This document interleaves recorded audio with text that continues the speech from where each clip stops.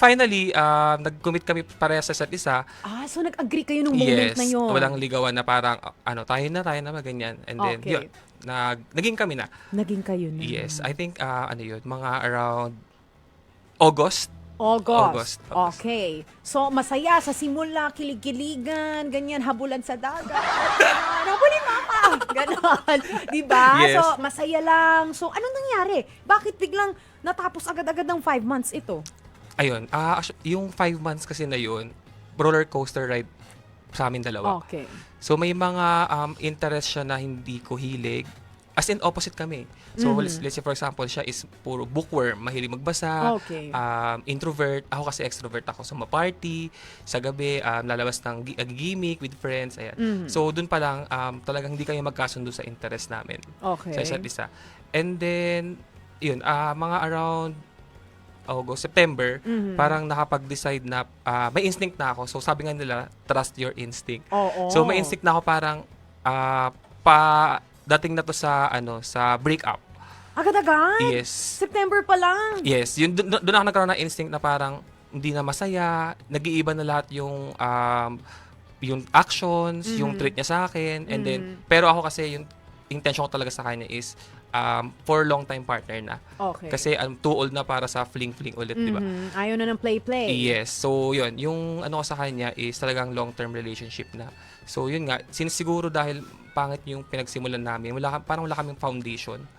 Kaya wala kaming na-establish na parang compatibility ba yung term doon or parang hindi ko alam kung ano yung pinaka-term. Wala kayong na-establish na parang magkakaroon kayo ng one decision sa life. Na syempre, kayo, habang tumatagal, lahat ng decisions dapat kailangan magkasundo kayo since committed kayo sa isa't isa. Right. And then, after noon, nung nagkaroon ako ng instinct na yun, nag-iisip ako kung uunahan ko ba.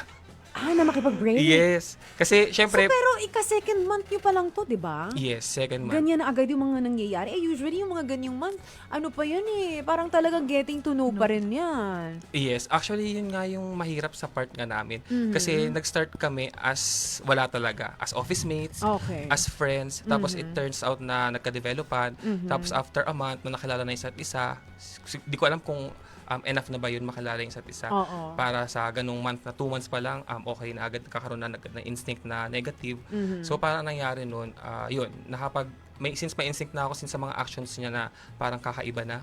Ano itong mga kakaiba? Kasi yung unang nabanggit mo is, syempre, magkaiba lang kayo, no? Yes, Opposite ng yung interest. inyong interest. So, ano itong mga napapansin mong kakaiba? Dati kasi parang nagde-date kami, masaya, kwentuhan.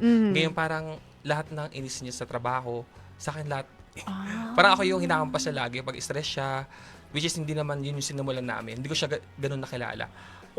Pero di ba minsan tayo, may mga kaya may mga partners tayo, hinihingahan nila tayo ng, hindi nang sama ng bibig, ng amoy ng bibig ha, iba yon.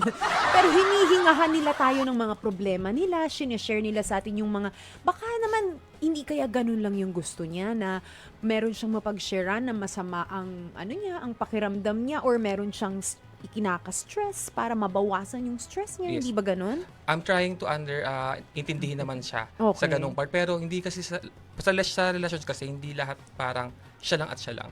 So may mga problems din naman ako, kailangan kong i-share. So kapag gusto ko mag-share, tapos siya rin pala may problem, parang hindi kami magkakaroon ng, hindi namin ma-motivate yung isa't isa. Bakit So ang hindi niyo mangyayari, i-schedule? May problem ako, bukas ka ng problem. Okay? kung pwede lang kaso very hectic. Huwag ka sumabay sa problem ko.